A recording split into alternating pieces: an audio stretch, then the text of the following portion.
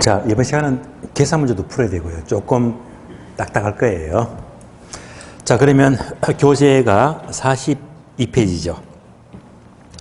동남이 2번 레일리의 소매 인력 법칙과 다음에 가운데 박스 컨버스의 분기점 모형과 3번 허퍼의 확률 모형, 요 세 가지요.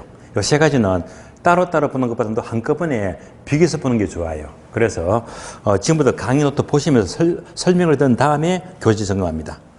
자, 강의 노트 보시면 먼저 목차 2번이죠. 레일리의 소매 인력 법칙입니다.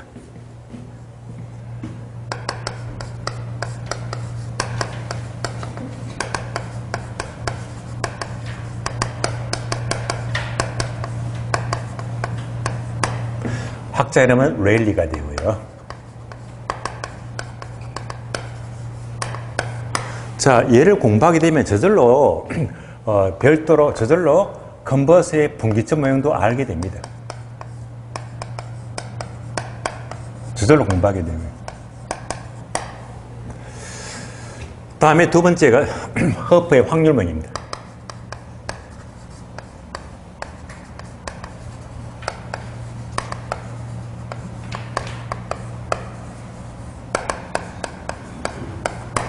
자, 결론은요, 이렇게 됩니다.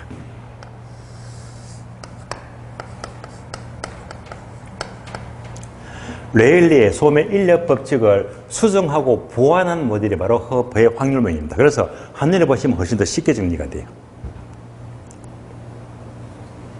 자, 계속 강의 노트 보시면요, 레일리의 소매 인력 법칙은 첫 번째 괄호되어 있죠.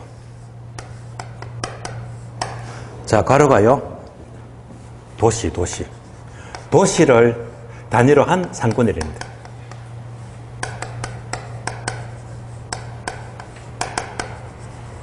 도시.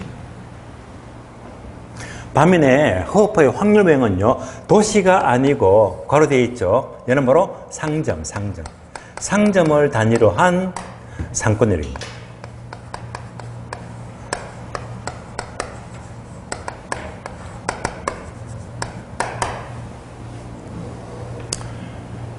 도시를 단위로 하니까 얼마나 큽니까? 크다. 그래서 얘는요, 바로 거시적입니다. 거시적이다. 2번 나와 있죠.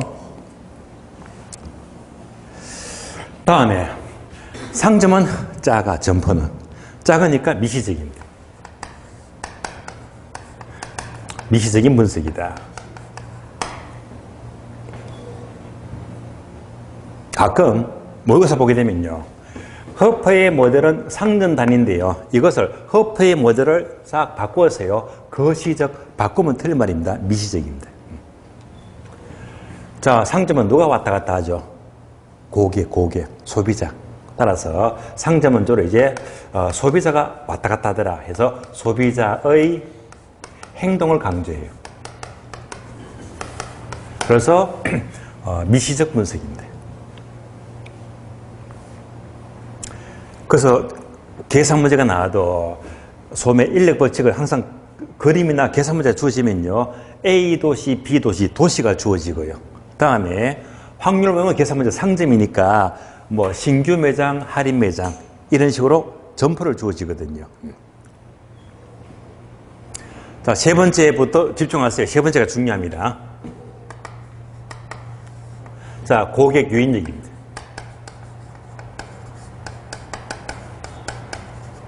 그러면서 이꼴 괄호되어 있죠, 괄호는요, 공식인데 쓰면서 정리하기 좋습니다. 공식은 간단합니다. 분자, 분모인데요, 분자가 인구가 들어가요. 분모는요, 거리의 제곱이다. 얼마나 간단합니까? 아주 간단해요.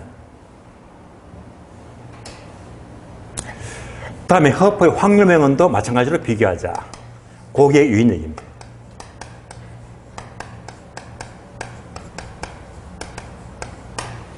괄호되어 있죠.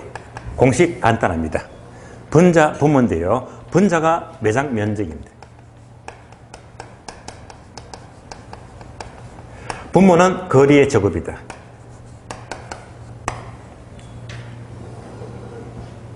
자, 공식 비교하세요. 조금 다르죠. 자, 그래서 소매 인력 법칙은 도시니까 도시 단위 크잖아요. 그러니까 그 도시에 인구수가 들어가. 인구가 몇만 명. 이렇게 되고. 다음에 확률명은요, 단위가 상점이죠. 예. 어떤 상점의 매장 면적, 예. 점포의 면적입니다. 예. 면적이 들어요, 면적.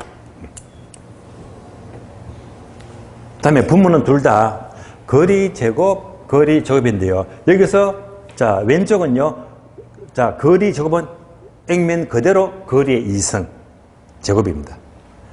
유의할 점은요, 확률명은 거리 제곱 이때 요 이성은요, 얘를요 공간 마찰 계수라고 부르요. 마찰 계수. 마찰 계수다. 마찰 계수. 그래서 이 마찰 계수가요, 1이 될 수도 있고, 2가 되기도 하고, 3이 되기도 하고, 쭉 주거든요. 그래서 만약, 자, 1을 주면 1성, 2를 주면 2성, 3을 주면 3성, 달라집니다. 그래서 가장 많은 케이스가 주로 2를 주니까, 여기다가 주로 2성을 넣는 거거든요. 만약 계산 문제에서 마찰 계수가 1이다 하게 되면 반드시 1성을 해야 됩니다. 예. 그래서 마찰계수 성수를 가리키고 일반적으로 1을 주니까 2성이다 라고 보시면 돼요.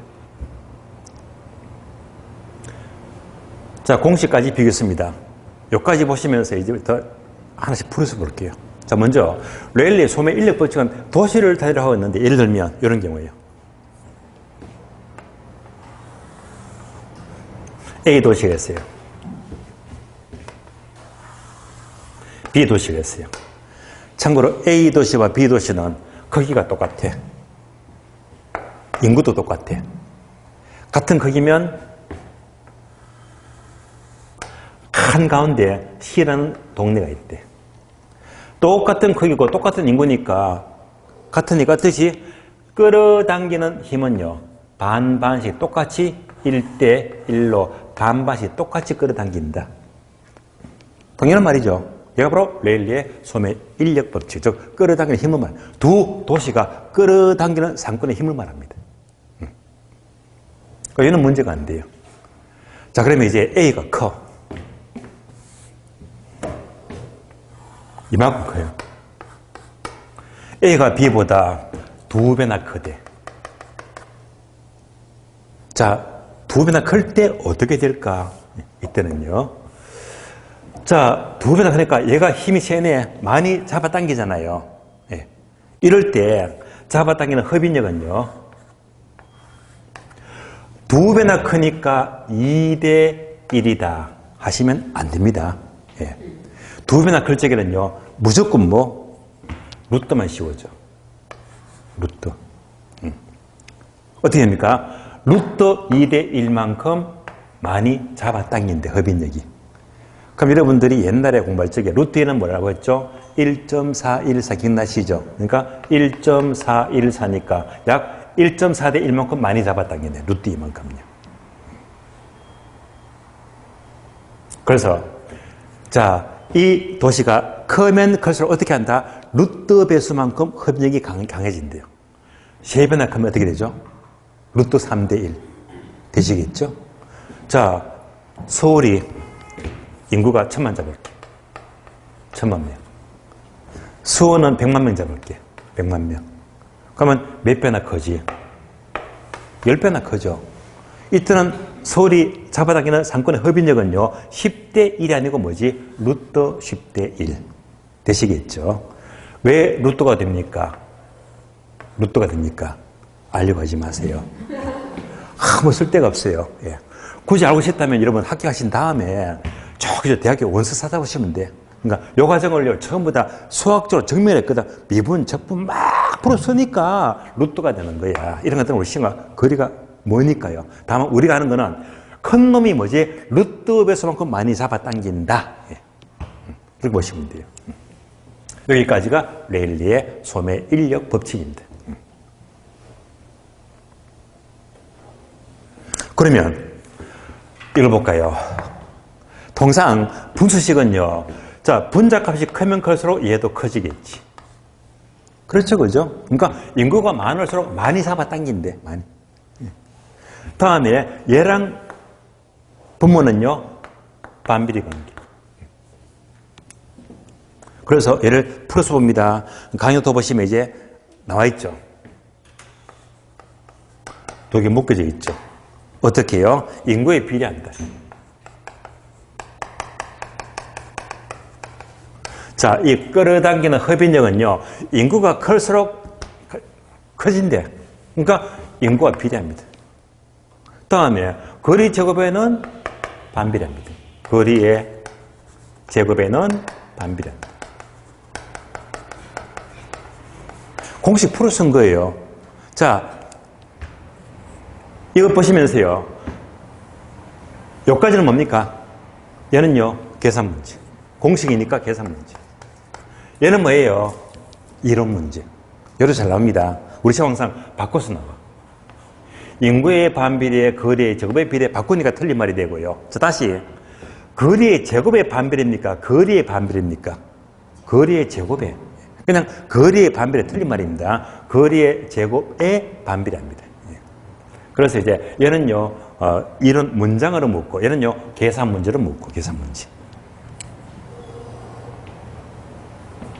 자, 기본 이론입니다. 레일리의 소매 인력 법칙은 도시가 크면 클수록 흡인력이 강해진다는 말입니다.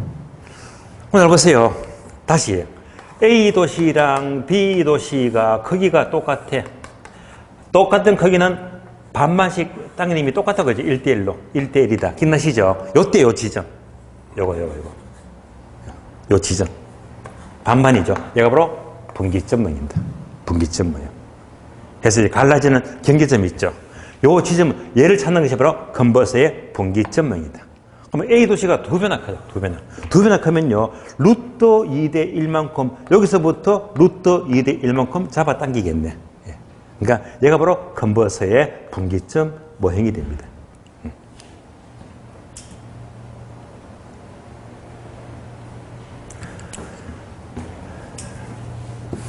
자, 그럼 지금부터 교재 보고 문제도 봅니다. 교재 볼게요. 42페이지. 자, 레일리의 소매 인력 법칙은 기억번 밑줄입니다. 제목 밑줄 하세요. 도시 단위의 상권 이론 밑줄. 다음에 니은번요. 전제 조건. 얘는요, 빈출입니다. 두 도시의 상거래 흡인력은 두 도시의 밑줄입니다. 인구의 비례 밑줄. 한 줄 내려가서 또 밑줄 하세요. 거리의 제곱의 반비례 밑줄. 얘를요, 풀어선 공식이 박스. 적어드렸죠? 공식 확인하시고. 디귿번. 상권의 경계는요, 항목 두 개. 첫 번째, A하고 B 도시가 똑같으면요, 중간이겠지. 중간 지점. 두 번째, A 도시가 B 도시보다 크다면 요거죠. 아, 그림 지워버렸네. 아깝다. A가 두 배나 크고, 이런 그림입니다. 이렇게 두 배나 크다면 어떻게 된다고 했죠? 루트 2대 1이 됩니다. 루트 2대 1. 그러면, 자, 보시면요.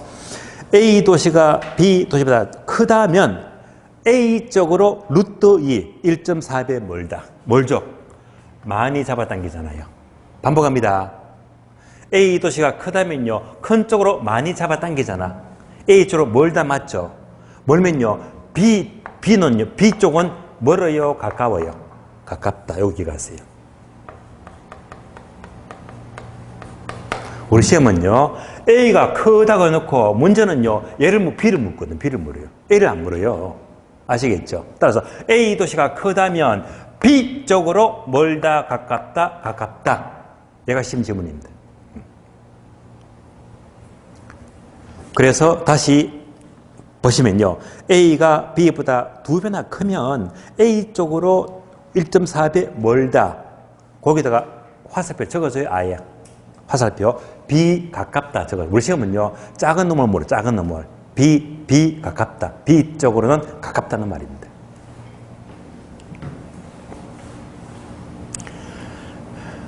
리얼번 한계. 한계는 뭐냐? 직선 거리를 변수로 사용했다. 예를 들면 이거 볼까요? 얘가 서울이래, 서울. 얘는요, 수원이래, 수원. 두 도시. 서울은 인구가 1000만 명 잡을게요. 1000만 명. 수원은 100만 명 잡을게요. 100만 명. 그러면 서울과 수원 한 중간에 안양이 있다고 가정해. 안양이 있다. 있잖아요. 그렇게 보게 되면 자, 이때 서울이 크니까 어떻게 되지? 루트 10대 1만큼 많이 잡아당기겠지. 예. 이때 요 거리가 무슨 거리? 직선거리. 직선거리. 그러니까 레일리 법칙은요, 여기서 직선거리는 현실에 안 맞아요. 다시 말하면요, 가다 보면 도로가 구불구불 하잖아. 예. 또 강도 있고, 다시 말하면 뭐 높은 길도 있고, 낮은 길, 선로도 있고. 그래, 길이 다르잖아요. 직선거리를 변수하다 보니까, 자, 다시 말하면 지시해 또는 교통 편의를 무시합니다. 오로지 뭐 직선거리를 강조하다 보니까 나머지는 다 무시합니다. 또 중요한 것은 두 번째, 자, 실제로 거리는요, 직선거리보다 시간거리가 중요해요. 시간거리. 예. 시간거리가 중요합니다. 자, 또 보세요. 자, 서울과 수원 중간에 안양이 있는데요. 그러면 여기 있는 사람들은 전부 다 어디로 쇼핑 갈까? 얘가 큰 놈이니까 전부 다 쇼핑을 이렇게 가야 됩니다. 맞잖아요. 그런데 여기 있는 이 사람이 당연히 서울로 가야 되는데 희한하게 거꾸로 얘는 수원에 가는 거예요. 수원에. 전부 다 서울 가야 되는데 이 사람은 오히려 거꾸로 수원 가더라. 왜냐하면요, 이 사람은 수원이 고향이거든. 수원에서 초등학교, 중학교, 대학교 다 나왔고 친구들, 친구들이 전부 다 수원에 있거든요. 그러니까 얘가 멀어도 당연히 할 수밖에 없지. 얘가 뭡니까? 소비대 행동입니다. 이런 걸 다 무시하고 있잖아요. 오로지 뭐 직선거리만. 직선거리만 강조하면서 뭐지? 인구가 많은 놈이 많이 잡아당긴데 이런 자체가 이제 문제가 있단 말입니다. 자, 다음에 박스 볼까요? 컨버서의 분기점 모형은요, 칠판 볼까요? 이게 이렇게 루트 10대 1로 갈라지는 요 지점, 요거 구하죠. 요거 구하는 것이 바로 컨버서의 분기점 모형인데, 분기점 모형. 따라서 1번 의를 보게 되면 두 줄이 있죠. 두 번째 줄 밑줄 하세요. 두 도시 간의 구매 영향이 같은 분기점 밑줄. 이것을 구하는 게 분기점 모형이고요. 아래 보니까 공식이 있죠. 공식 보니까 분자 분모인데 좀 복잡하죠. 분모가 뭐 다시 루트 A분의 B가 나와요. 루트 계산 문제는 우리가 계산이 어렵습니다. 그래서 이런 경우에는요, 얘도 계산 문제 가능한데요. 그런데 이 공식까지는 우리가 계산기를 쓸 수가 없어, 여러분들이. 그래서 이런 계산 문제까지 공식을 암기할 필요가 없습니다. 그래서 우리 시험은요, 주로 이렇게 나옵니다. 루트 4는 얼마예요? 자, A 도시가 4배나 크면 루트 4가 되겠지. 맞죠? 그러면 얼마가 된다? 2. 9배가 크다. 그러면 루트 9가 되겠네. 그러면 얼마가 돼요? 3이 돼요. 그러니까 우리 시험은 항상 A 도시가 4배나 크다.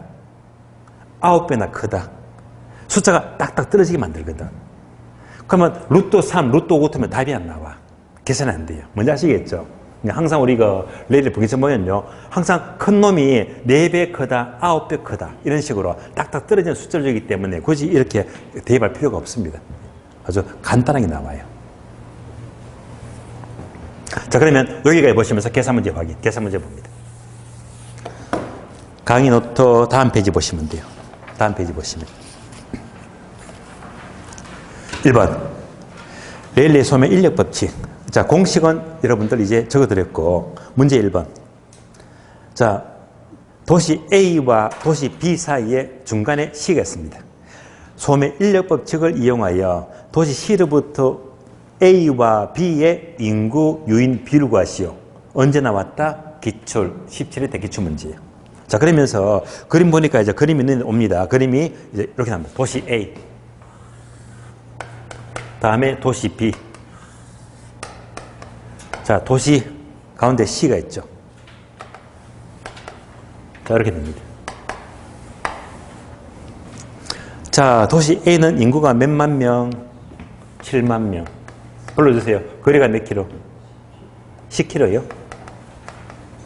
자, 도시 B는 인구 몇만 명? 42만 명. 거리가 몇 킬로? 20킬로.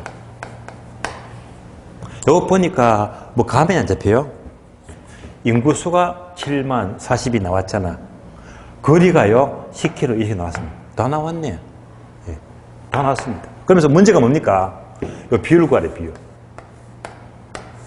비율 구하래. 몇 대 몇인지. 계산하면 됩니다. 계산합니다. 이제부터 그대로 공식 집어넣자. A 도시 인구 얼마 7만 명. 거리의 제곱이죠. 10의 제곱.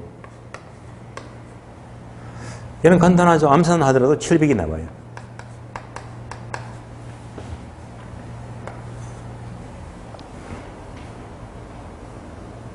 다음에 B도 쉽지. 인구가 얼마? 42만 명. 거리의 제곱이죠. 20의 제곱. 20의 제곱이면 400이네. 계산하면 1050이 나올 거예요.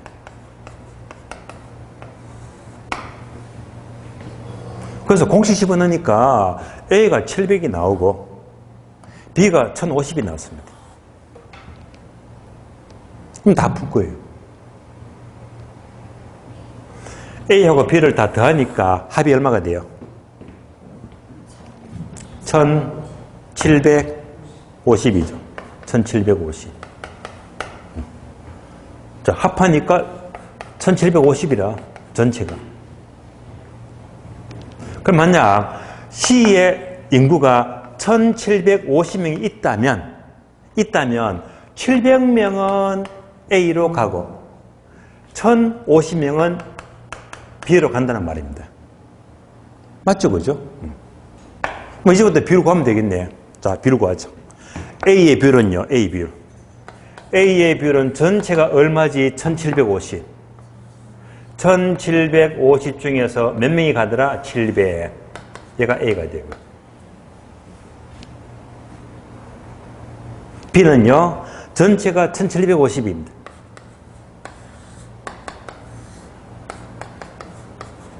몇 명 가더라? 1050명. 1050명. 그러면 이제 A의 비율, B의 비율 그대로 나옵니다.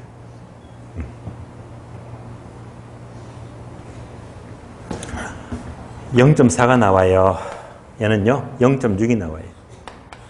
그래서 40%, 다음에 60%. A 도시 40%, B 도시 60%. 정답 2번입니다. 그러니까 이제 A 쪽으로 몇 프로 가더라? 40%. B 쪽으로 60% 가더라. 요때 요 지점. 요 지점이 바로 건버서의 분기점이 됩니다. 분기점. 요 지점. 분기점은요, A 쪽으로 10km가 되고 B 쪽으로 20km가 되겠네. 요 지점이 건버서의 분기점입니다.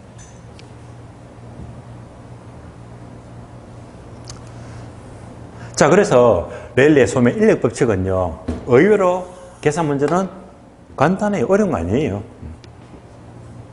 여기까지가 레일리의 소멸 인력 법칙입니다.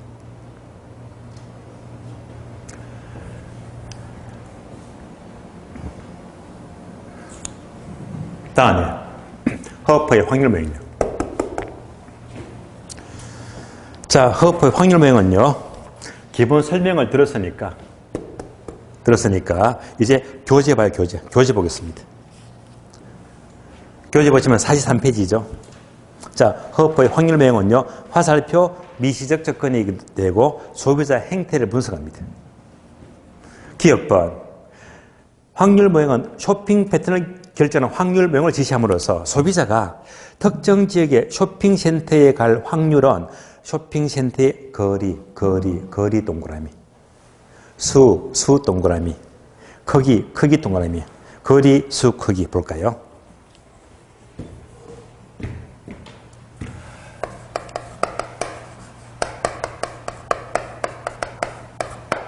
이 말은 뭐냐면요. 예를 들어 볼게요. 예를 들면 우리 집이 있어요.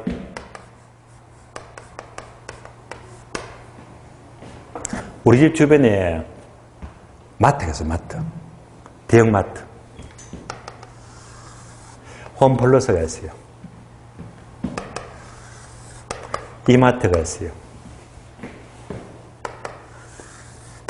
롯데마트가 있어요.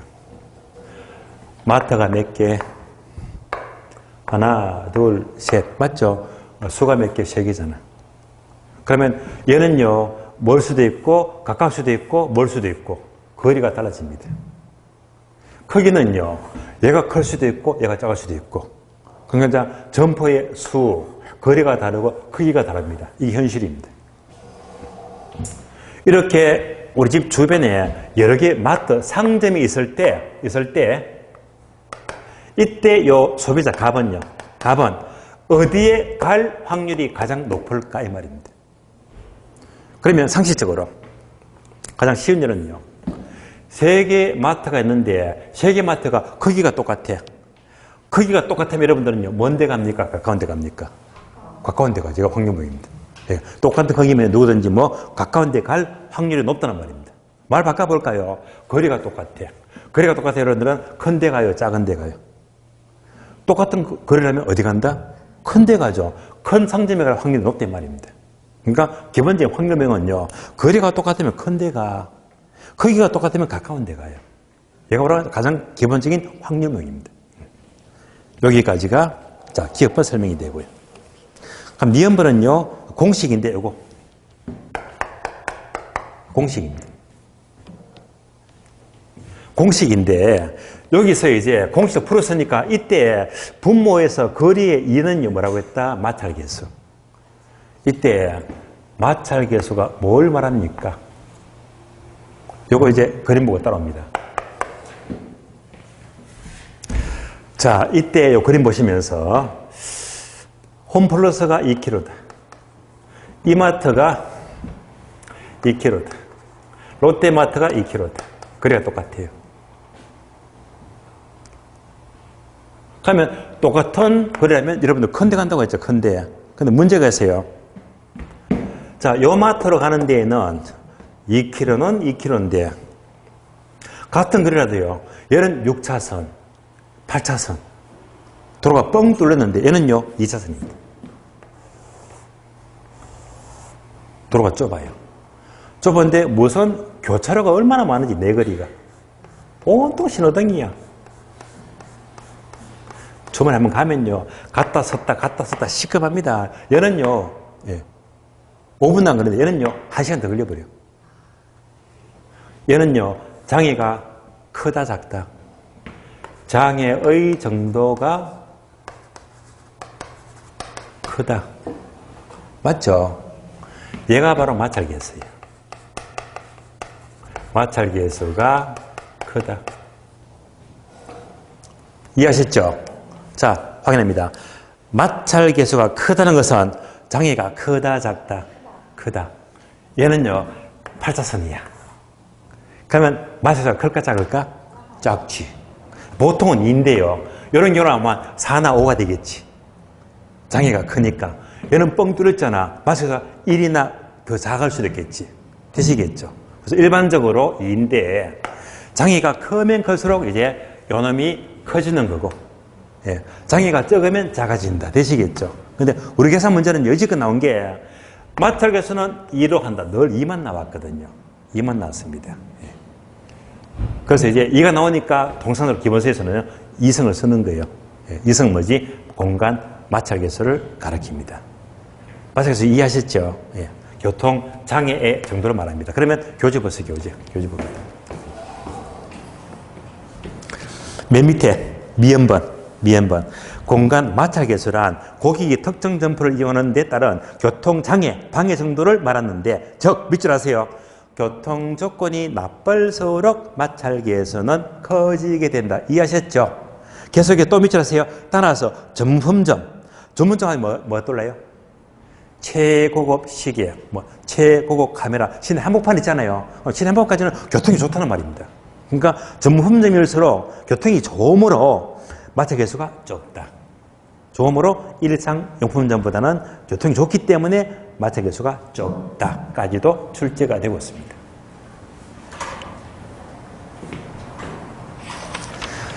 이어서 이제 공식까지 보았으니까 이것도 뭐죠? 계산 문제. 풀어봅니다. 예. 강의 노트 2번, 문제 2번. 자, 문제 2번 보시면 허프의 확률 모양. 박스 공식은 이제 넣은 대로 오시죠. 공식은 공부했고. 문제 2번. 아래 그림을 보고 허프의 상권 분석법을 이용하여 신규 할인 매장의 이용 개수를 추정하시오. 신규 동그라미. 무슨 매장? 신규 매장. 이용 개수를 구하래요. 괄호 단. 공간 마찰기수는 2로 한다. 2가 나왔지. 주로 2잖아요. 그러면서 아래 그림 나오네요. 이렇게. 그림이 이렇게 나옵니다. 왼쪽이 기존 매장 맞습니까? 기존 매장. 오른쪽은 신규 할인 매장. 맞죠? 얘가 도시가 어떻게 되죠? 인구 5만 명. 자, 지금부터 좀 불러주세요. 기존 매장은 면적이 얼마입니까? 4천요. 4천 제곱미터. 4천 쓸게요. 거리가 몇 킬로?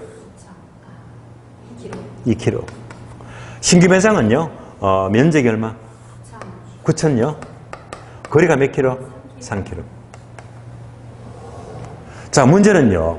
뭘 물었습니까? 신규 매장의 이용객 수. 얘를 묻습니다. 이때 괄호 단서 공간 마찰 개수가 얼마로 한다? 2로 한다. 이 말은요. 거리의 이성, 거리의 이성하라 이 말입니다. 거리의 제곱입니다. 그러니까 이 문제는 이제 그대로 숫자만 집어넣어줍니다.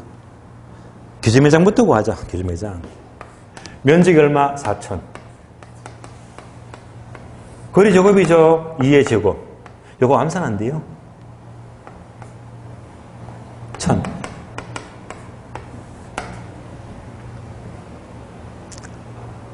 다음에 신규 매장. 면적이 얼마? 9천. 거리 제곱 3의 제곱입니다. 얘도 암산되죠? 1000.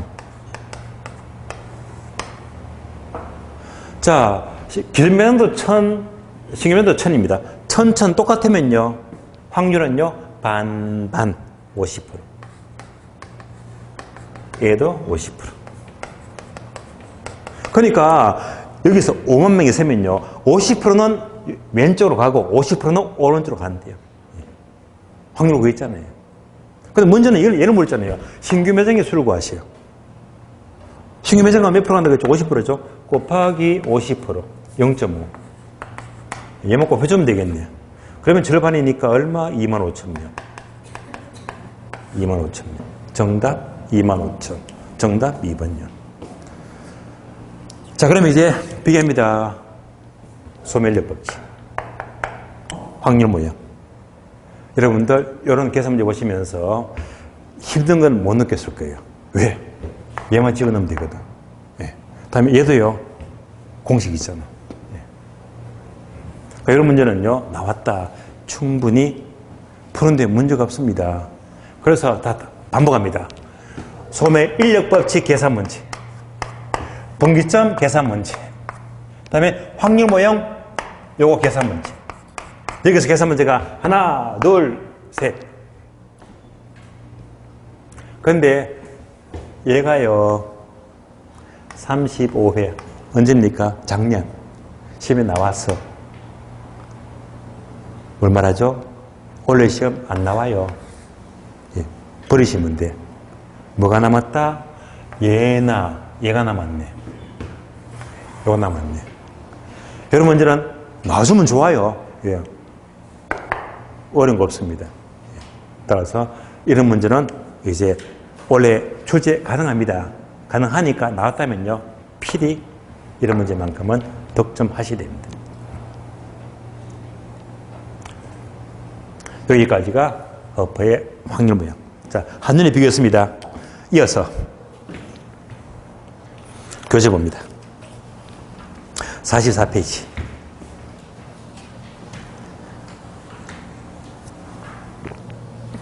4번요. 넬슨의 소매 입지로입니다. 자, 넬슨의 소매 입지로는요. 괄호 나와 있죠.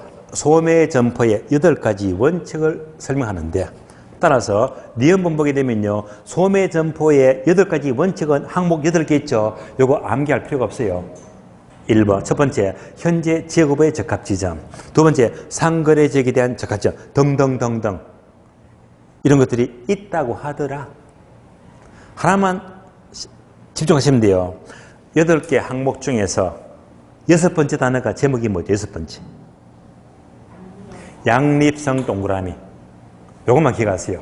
8개 원칙 중에서 넬슨은요, 양립성을 화살표 가장 강조합니다.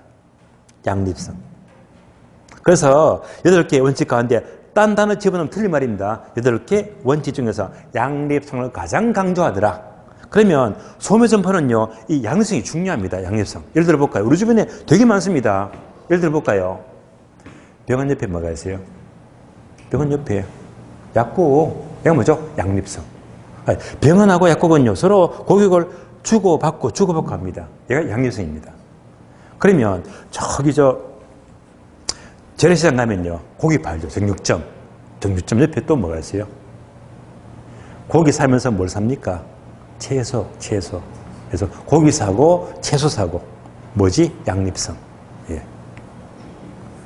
술집이 많습니다. 술집 옆에 뭐가 있어요? 뭐가 있어요?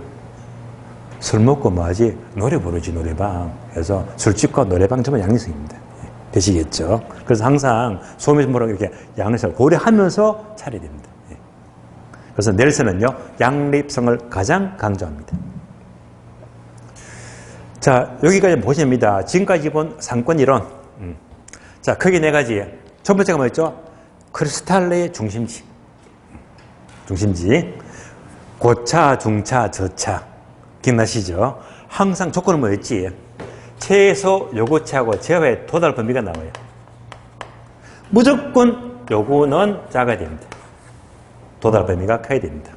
바로 정리했고. 그 다음에 렐레 소매 인력 법칙은 도시를 단위로 한 모델로서 이런 계산 문제 어렵지가 않습니다. 이때 자, 이렇게 흡인력이 갈라지는 지점, 얘가 바로 분기점 모형이 되고요.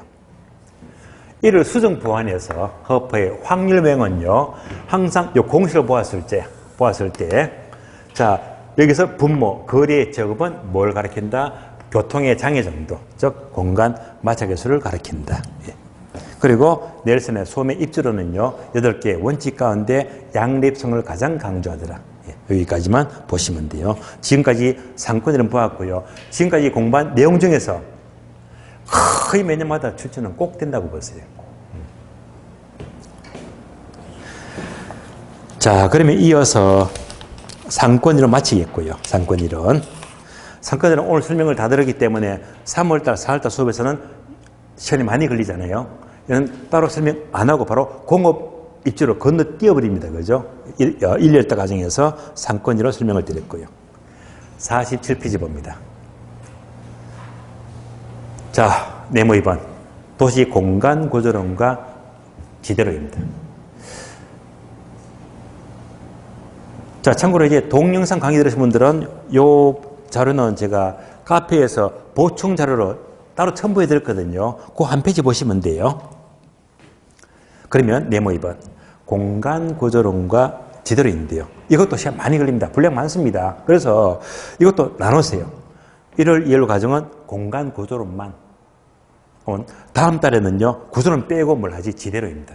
3월 4월 달에는 지대로를 따로 설명합니다. 그러니까 여러분들이 예학직 교재 보시면요, 공간 구조론도 별표가 되게 많죠. 출제가 엄청 되었습니다. 목차 2번 지대론도 엄청 나왔습니다. 그래서 이런 부분도 올해 시험 예입 없이 나온다고 봐야 됩니다. 꼭 한 문제 이상은 늘 출제가 돼요. 자, 둘 중에서 1월 1월 과정은요, 1번 도시 공간 구조론만 보는데 미리 말씀을 드릴게요. 표를 보시면요, 이런 제목하고 학자 있죠. 요거 달달달달 암기해야 됩니다. 예. 그래서 이름만 탁 나왔다. 바로 학자하고 정확히 암기가 돼야 됩니다. 요즘 시험은요, 학자도 많이 바꿔서 묻거든요. 예. 학자를 철저히 암기해야 됩니다. 보겠습니다. 먼저, 동심은 이론은 학자가 버제스, 선형 이론은 호이트, 다핵심 이론은 해리스와 울만 두 명의 학자가 되고요. 다음 지도론도 보세요. 아래 표를 보니까 차액 지도는 리카르도, 입지 교차 지도는 튀넨, 절대 지도는 마르크스. 학자가 되게 많이 나옵니다. 그래서 학자 이름을 정확히 여러분들이 지적하고 암기를 하셔야 됩니다. 일단 오늘은요, 도시 성장 구조론이니까 요거 보자면요. 세 가지죠. 동심원 이론, 선형 이론, 다핵심 이론 세 가지입니다. 자, 먼저 동심원 이론, 선형 이론, 다핵심 이론. 자, 요 세 가지가 도시 성장 구조론입니다. 세 가지. 바로 정리할게요. 세 가지예요. 그래서 여기다가 야자만 딱 집어넣죠.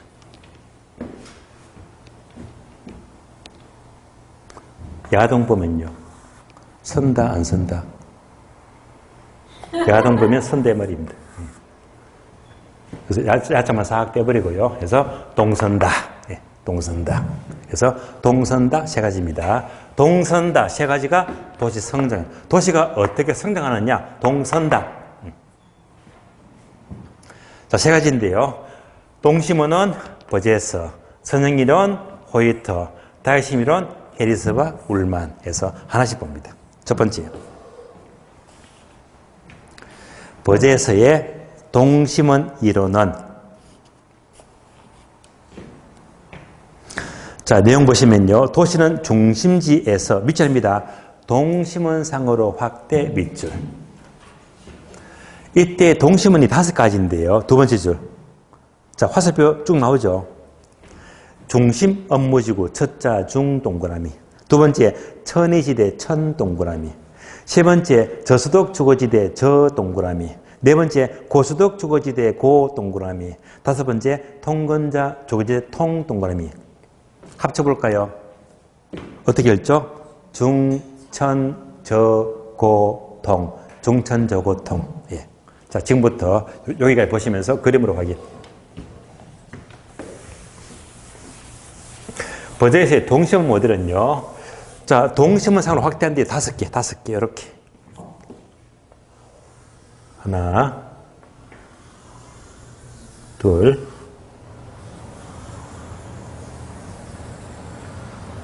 여러분은 그냥 보시죠. 저는요, 이거 엄청나게 집중합니다. 왜? 삐뚤삐뚤해지지 않으려고요. 제대로 치에는 집중합니다. 그림을 잘 그리려고요. 참, 이 그리기 힘들어요. 하나, 둘, 셋, 넷, 5개. 자, 도시가 이렇게 커져 나간대. 이렇게. 5개의 동심원상으로 커져 나간대. 가장 한복판이 시내 한복판이죠. 이거 바로 중심 업무지구. 다음에 천의지대. 또는 뭐 점의지대. 같은 말입니다. 다음에 저수도 주거지대. 다음에 고수덕청 주거지대. 다음에 통근자 주거지대. 해서 중천 저고통입니다.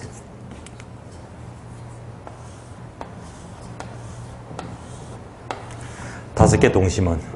자, 중천 아시죠? 중천이 뭐죠? 사람이 죽으면 49주 지내죠, 그죠? 그 기간 동안에 중천에 떠도는데요. 49주 전까지. 자, 영혼들이 49주 지낼 때까지 중천에 떠오게 되면 이미 육체는 없잖아요. 그래서 이런 중천에 떠도는 영혼들은요, 고통을 느낀다, 못 느낀다? 못 느끼니까 저고통입니다. 중천 저고통. 해서, 자, 순서는 어떻게? 중천 저고통, 중천 저고통 5가지가 되고요. 그럼 이때 중심 업무지구는 시내 한복판. 다음에 천의지대는요, 중심 주변에 선로마된 지역. 보통 우리가 역 주변에, 영등포 역 주변에 옛날에 집창촌이 있었죠, 그죠? 예. 그 주변은요, 중심 주변에 이 선로마된 지역은요, 범죄가 많아요. 그리고 질병도 많고 아주 열악합니다. 그래서 중심 주변에 아주 열악한 지역, 요 집으로 천의지대. 다음에 저소층이 모여 살고요. 다음은 고소득층. 가장 멀리 출퇴근하죠. 통근자에서 중천저고통 순서입니다. 이렇게 확대되어 갑니다. 이 모델을 버제서가 보기에는 이것을 어떻게 발견했느냐. 최초로 미국의 그 유명한 시카고시 있죠. 시카고시는 뭐로 유명하죠? 이 도시가요. 미국에서는 고층 빌딩이 많은 3대 도시입니다. 여러분들 영화 스파이더맨 보셨죠? 예. 막 날아가잖아요. 거미줄로. 그 배경이 전부 다 시카고시예요. 고층 빌딩. 예. 그런데 이 도시도 지금은 워낙 고층 빌딩이 많지만은요, 시카고시가 처음에는요, 조그만해서. 그러니까 버제서가 처음에 이 초기에 소도시죠. 이 시카고시를 상대로 분석하니까 중천저고통 이렇게 5개의 동심으로 뻗어나간대. 이거 바로 버제서의 동심 모델입니다.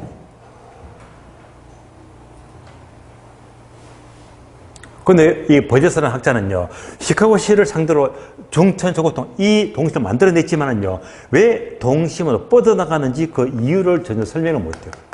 실제 조사하니까 이렇게 뻗어나가더라만 밝겠지 이유를 언급 못합니다. 동심은 그대로 뻗어나가니까 문제가 있지. 얘는요, 교통을 무시합니다. 교통이 발달이 되면요, 얘가 동심이 달라지거든요. 예. 그래서 교통이 발달되는 만큼 동심이 변경될 수가 있는데 이걸 무시하게 되면 이 그림이 나올 수밖에 없습니다. 다음에 중천저고통하게 되면요, 요거 잘 보세요. 얘랑 얘를요. 3지대가 저소득층, 4지대가 고소득층. 그래서 자, 저층과 고층이 딱 붙어 있잖아. 이거 현실이 안 맞아요. 보통은요, 고급주택 주변에는 동떨어져 있거든. 주로 일반적으로 고급주택과 저급주택은요, 동떨어져 있는데 딱 사이쪽에 붙어 있잖아. 이게 현실이 안 맞단 말입니다. 주로 고급과 저급은 멀리 떨어져 있거든요.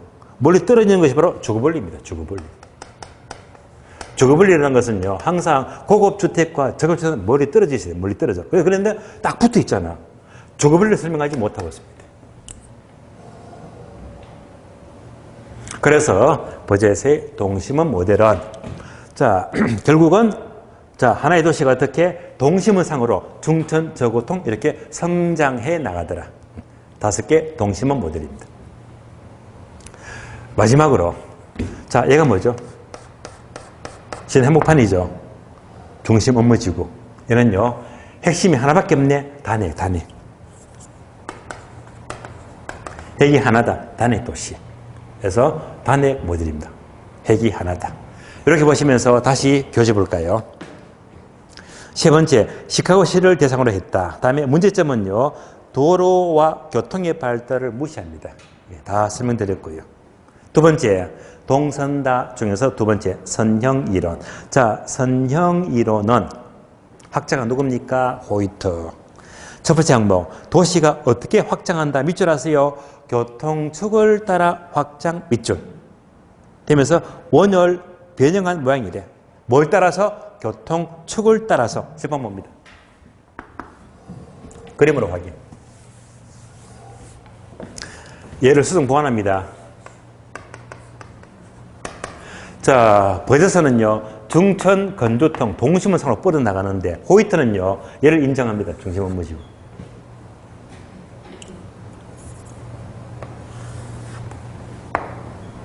중심 업무지구.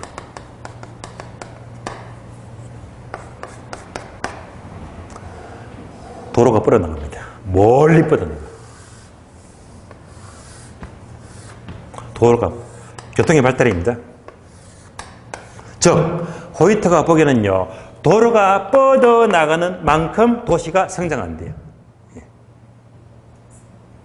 얘가 어떻게 생겼죠? 마치 부채꼴 모양. 부채꼴. 그래서 선형이론의 선자가요, 부채꼴 선자를 말해요. 그래서 마치 도로가 교통축을 따라서 도로가 뻗어나가는 만큼 도시가 성장한대. 가장 멀리 뻗어나간다. 얘가 바로 고급주택입니다. 고급주택 옆에는요, 당연히 사이좋게 중급주택이었어요. 중급주택이었습니다. 고급주택의 정반대편에는요, 이렇게 적급주택이 있습니다. 여기가 바로 호이트의 선형, 이런 교통축을 향해서 그만큼 도시가 성장한다. 그럼 잘 보세요. 동심원은 교통의 발달을 무시했습니다. 근데 얘는요, 교통의 발달을 인정했지. 교통이 발달한 만큼 도시가 성장한대요. 그러니까 요 문제를 해결했네? 해결했고요. 다음에 중천 건조통 5개 동심원 중에서 주거분리, 고급주택과 저급주택 너무 붙어 있잖아. 이게 현실에 안 맞다. 주거분리 설명 못하고 있는데요. 여러분 보세요. 이렇게 고급주택이 있다면 고급주택의 정반대편에 저급주택이 있죠. 주거분리가 분명하네. 분명히 주거분리가 되고 있습니다. 그래서 동심원 모델의 단점들을 전부 다 보완한 것이 바로 호이트의 선형 이론이고, 당연히 뭐지? 핵은 하나밖에 없죠. 얘도 단핵입니다. 단핵입니다. 그러면서 교재 봐요, 교재 보겠습니다.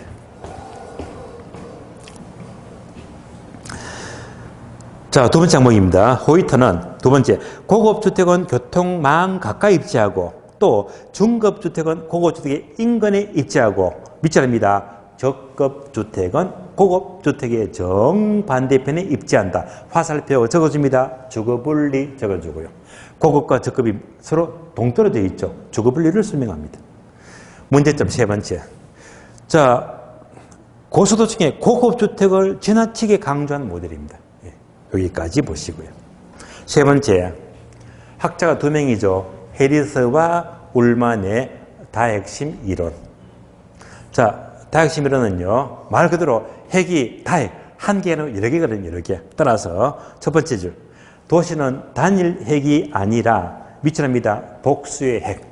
여러 개 핵을 이루면서 도시가 성장해 나간대요. 두 번째, 주로 런던의 도시구조다. 런던의 여러분들 이거 들어보시죠. 맨체스터 도시. 주로 공업도시죠. 그 도시는요, 핵이 여러 개 있거든요. 또 비교하면 우리나라 서울 보세요. 서울에 보시면 핵이 얼마나 많습니까? 명동, 강남, 노원, 영등포 등등 엄청 많습니다. 이거 바로 그대로 뭐지? 대도시는 주로 핵이 많습니다. 다핵 도시. 여러 개 핵이에요. 따라서 세 번째 항목, 다핵의 발생 원인을 보게 되면 1번, 2번, 3번, 4번이 있죠. 다 필요 없고요. 1번, 2번 묶어주고요. 1번, 2번이 자 계속 출제되고 있습니다. 자, 1번, 2번 모두 밑줄합니다. 1번, 동종활동은 집적이익 밑줄. 2번요, 이종활동은 분산이익, 즉 이치적 비양립성이다 밑줄. 이 말은 뭐냐면요. 자, 왜 다핵이 생기느냐? 다핵. 1번, 동종활동, 같은 업종은 서로 같은 집적 이익을 추구하는데, 예를 들어 볼까요? 서울에요. 용산에 가니까 뭐가 많죠? 전자상가. 다 모여있잖아요. 바로 동종활동은 집적 이익이지. 그러니까 하나의 핵을 이룹니다. 서울에 노량진 가니까 또 뭐가 있죠? 수산물 시장 다 모여있잖아. 예. 이렇게 핵을 이루고 있고요. 또는 경동시장 하면 정말 약재골목 다 모여있잖아. 이렇게 해서 핵을 이루더라. 이것이 바로 1번이 되고요. 두 번째, 서로 다른 이종활동은요, 서로 분산되어 있죠. 이런 것들은 양립할 수가 없다는 말입니다. 이런 이유 때문에 여러 개의 핵을 이루게 된다고 부르는 거예요. 자, 이상으로 세 가지. 자, 도시 성장으로는 쉬워요. 그게 세 가지가 뭐지? 동선다. 버저스의 동심원 모델. 중천저고통입니다. 선형이론 교통축을 따라서 뻗어나가더라. 다핵심이론 해리스와 울만은 여러 개 핵을 이루는데. 그래서 동선다 세 가지는 어려운 말은 별로 없습니다. 여기까지가 도시 성장이론이고, 다음에 목차 2번 있죠. 지대로는요, 양도 많고 내용도 어려워요. 그래서 얘는요, 양도 많고 어렵지만 3월, 4월 다음 달 과정에서 기본서를 들고 차근차근 설명을 드릴 거예요. 일단 이번 과정은 동선다까지만 보도록 하고요. 이상으로 자, 입지 및 공간 구조는 마치도록 하고요. 쉬었다가 다음 시간은요, 50페이지 제3장 부동산 정책부터 넘어가도록 하겠습니다. 쉬겠습니다.